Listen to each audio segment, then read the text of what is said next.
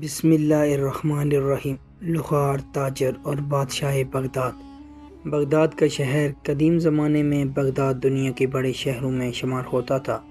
یہ شہر صرف دولت و تجارت کا مرکز ہی نہ تھا بلکہ یہاں علم، عدل اور انصاف کی بھی روشنی تھی۔ گلیوں میں علماء کرام کی محفلیں سجتی، بازاروں میں تاجر اپنا مال بیچتے اور مسجدوں سے اللہ اکبر کی صدائیں گونجتی۔ مگر ہر بڑے شہر کی طرح یہاں بھی لوگ مختلف طرح کے تھے، کچھ نیک اور صابر، کچھ لالچی اور بددیانتدار۔ انہی میں دو کرداروں کی کہانی آج ہم سنائیں گے۔ کریم نام کا ایک غریب مگر ایماندار لوہار، دوسرا کردار بشیر نام کا ایک دولت مند مگر لالچی تاجر۔ لوہار کریم بغداد کے ایک کونے میں اپنی چھوٹی سی جھونپڑی میں رہتا تھا۔ صبح سویرے اٹھ کر وضو کرتا، نماز پڑھتا اور پھر اپنی بٹی پر جا کر محنت شروع کر دیتا۔ آگ کے شعلے بھڑکتے، لوہا پگھلتا اور ہتھوڑے کی ٹک ٹک کی فضا میں گونجتی۔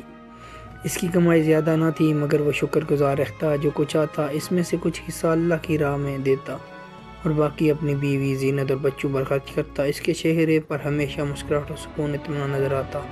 تاجر بشیر۔ دوسری طرف بشیر ایک بڑا تاجر تھا۔ اس کی دکان پر رنگ برنگے کپڑے، مسالے اور زیورات رکھے ہوئے تھے۔ گاہکوں کا رش لیتا لیکن وہ اکثر ناپ تول میں کمی کرتا، جھوٹی قسمیں کھاتا اور نادان خریداروں کو دھوکہ دیتا۔ اس کے پاس دولت کا انبار تھا مگر دل میں سکون نہیں تھا۔ اس کے نوکر اس سے ڈرتے تھے، گاہک اس پر اعتماد نہ کرتے اور محلے کے لوگ اس کی لالچ کو جانتے تھے۔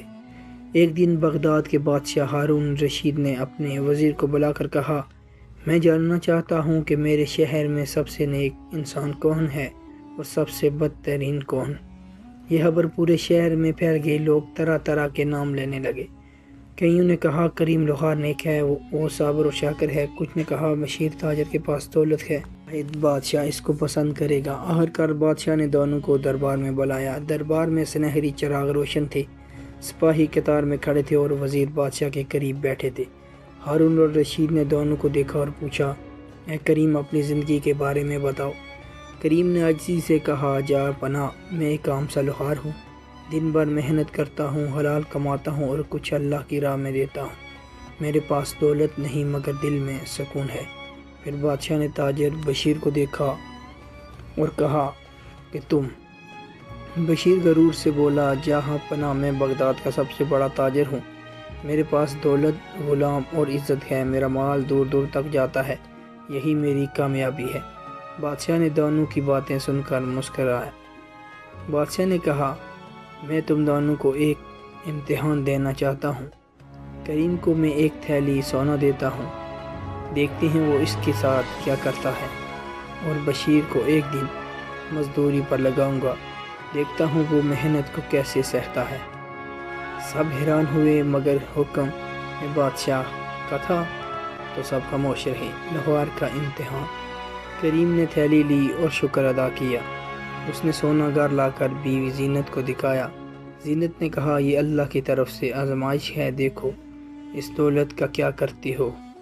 کریم نے سوچا اور اگلے دن آدھا سونا غریبوں میں بانٹ دیا، باقی آدھے سے اپنی بٹھی کے لیے نیا سامان خریدا تاکہ کام زیادہ بہتر ہو سکے۔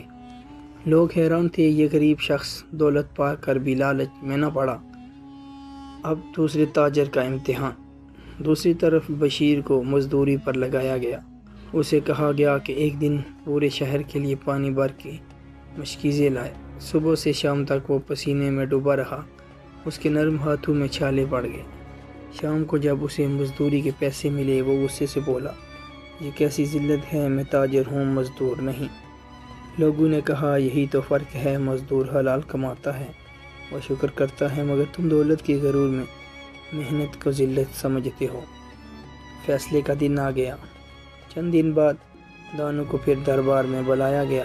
بادشاہ نے سب کے سامنے کہا، میں نے دیکھا کہ لوہار کلیم دولت پا کر بھی صابر اور شکر گزار رہا، اس نے دوسروں کو دیا، خود کو پر گزارا کیا، اور میں نے دیکھا کہ بشیر تاجر محنت برداشت نہ کر سکا اور غرور میں ڈوبا رہا۔ لہٰذا آج سے میں اعلان کرتا ہوں کہ لوہار کلیم کو بغداد کا سب سے نیک شخص سمجھا جائے اور بشیر کو عبرت کی مثال۔ دربار میں شور مچ گیا، سب نے کہا، بادشاہ نے انصاف کیا۔ انجام۔ کریم کی عزت بڑھ گئی، لوگ اس سے محبت کرنے لگے، اس کے پاس زیادہ گاہک آنے لگے اور اس کا کام پھیلنے لگا، مگر وہ پہلے جیسا ہی عاجزی اختیار کرتا رہا۔ بشیر کی دکان سنسان ہونے لگی، لوگ اس پر اعتماد نہ کرتے۔ آخرکار اسے سمجھ آ گئی کہ اصل دولت سچائی اور محنت میں ہے، نہ کہ دھوکہ اور غرور میں۔ سبق: یہ کہانی ہمیں یہ سبق دیتی ہے کہ دولت ہمیشہ کامیابی نہیں دیتی، بلکہ محنت اور سچائی اصل کامیابی ہے۔